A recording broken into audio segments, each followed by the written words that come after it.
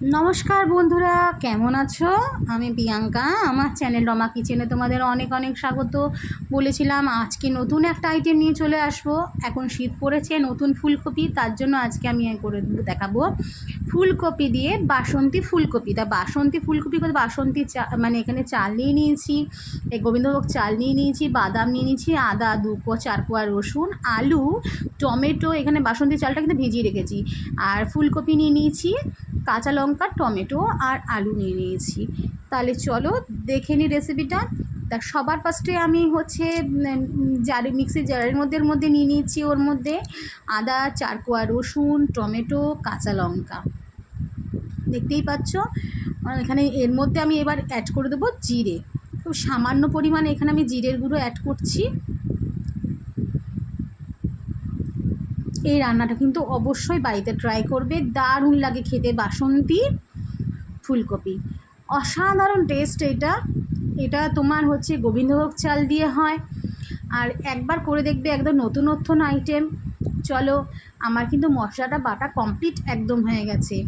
এই যে মশলাটা যেটা বাটা রয়েছে, তার মধ্যে দেখো আমি কি করব, পরিমাণ মতন 1 চিমটি নাগাদ আমি অল্প পরিমাণে হলুদ দিয়ে দেবো। দেখতেই পাচ্ছ একদম কম আমি হলুদ দিয়ে দিচ্ছি। এখানে একটু গুলে নেব হলুদ দিয়ে মশলাটার মধ্যে। এবার বাটির মধ্যে যে আমি চালটা, গোবিন্দভোগ চালটা যেটা ভিজিয়ে রেখেছি, সেটার মধ্যে আমি 1 চামচ এখান থেকে নিয়ে আমি মশলা নিয়ে এর মধ্যে মাখিয়ে দেব। ভালো করে মাখিয়ে নেব, এটা সাইডে 2 মিনিটের জন্য রেখে দেব।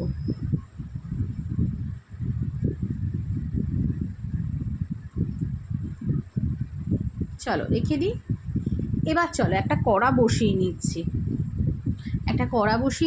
কড়ার মধ্যে দিয়ে দিচ্ছি পরিমাণ মতন সর্ষের তেল, দিয়ে দিচ্ছি তেজপাতা, দিয়ে দেব এর মধ্যে কটা কাঁচা লঙ্কা, আর এর মধ্যে অ্যাড করে দেব তোমার গোটা জিরে।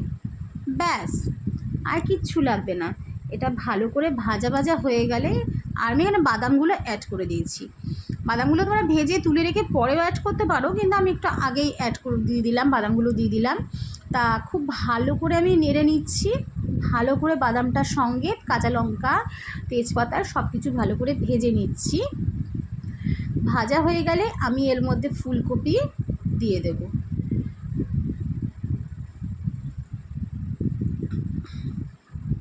চলো এবার ফুলকপিগুলো আমি দিয়ে দিচ্ছি একে একে। দেখতেই পাচ্ছ খুব ছোট একটা ফুলকপি তোমার নিয়েছি, খুব বড় ফুলকপি নয়, একদম ছোট দেশি ফুলকপি। এখন যেহেতু শীতের সিজন, সেজন্য একদম দেশি ছোট্ট ফুলকপি নিয়েছি। তা আমি এর মধ্যে তোমার একটু নুন আর একটু হলুদ তোমার অ্যাড করব, একটু দিয়ে দিচ্ছি পরিমাণ মতন লবণ, খুব অল্প পরিমাণে অ্যাড করছি, দিয়ে ফুলকপিটা ভালো করে ভেজে নেব। এবার আমি একটু এর মধ্যে হলুদ দিয়ে দেব।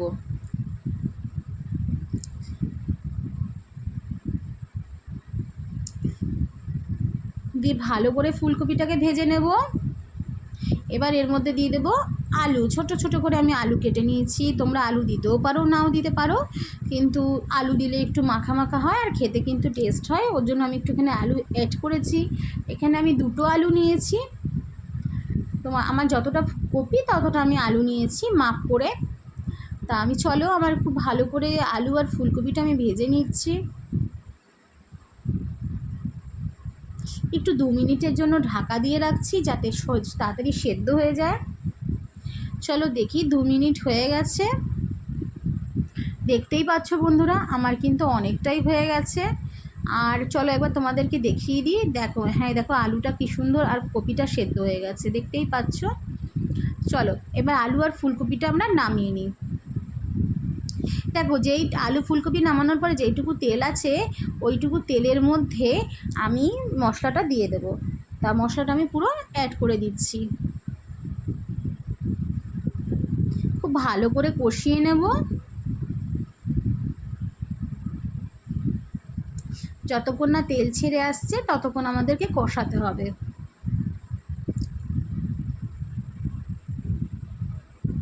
একটু নুন অ্যাড করে দিলাম, হাফ চামচের মতন। ভালো করে কষিয়ে নেব এবার। চলো আমার এটা কষানো প্রায় হয়ে এসছে। এবার আমি এর মধ্যে চালটা অ্যাড করে দেবো, মশলা মাখানো চালটা।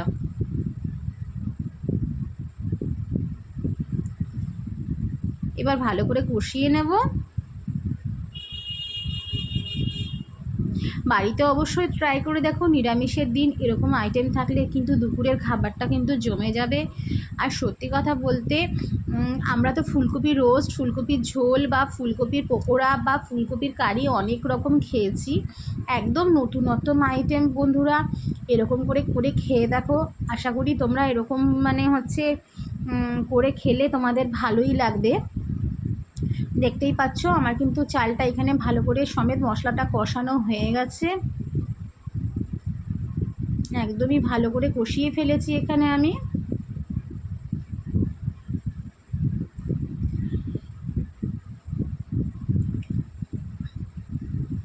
দেখতেই পাচ্ছ। এবার আমি একটু বাটার অ্যাড করে দিচ্ছি এখানে। আমি তোমরা ঘি অ্যাড করতে পারো, আমি এখানে 1 চামচের মতন একটু বাটার অ্যাড করেছি, কারণ আমার কাছে ঘিটা ছিল না, সেজন্য আমি বাটার দিয়েছি।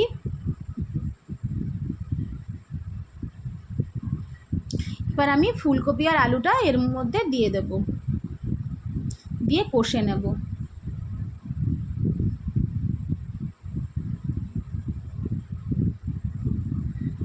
ফুলকপি আলু দিয়ে খুব সুন্দর করে ভালো করে আমি জিনিসটাকে কষে নিচ্ছি।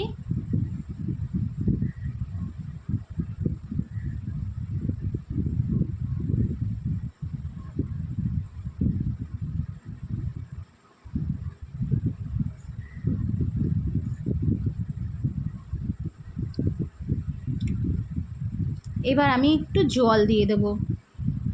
যতটা চাল দিয়েছি ঠিক তার থেকে একটু বেশি জল দেব মাপ করে।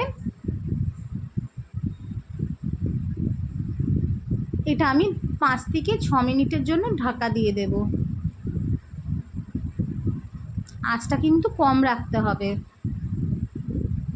চলো হয়ে গেছে, দেখি কত দূর হলো। দেখতেই পাচ্ছ আমার কিন্তু অনেকটাই হয়ে গেছে।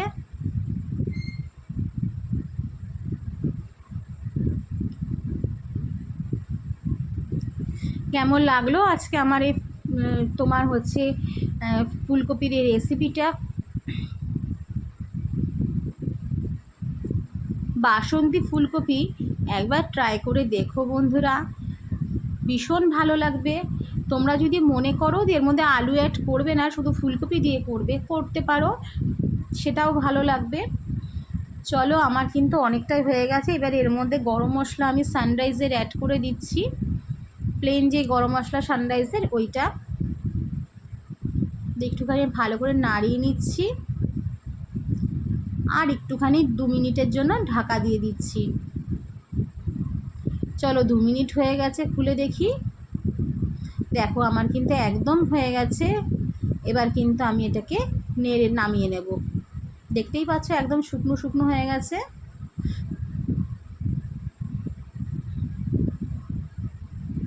চলো নামিয়ে দিই। একটু চিনি অ্যাড করে দিচ্ছি।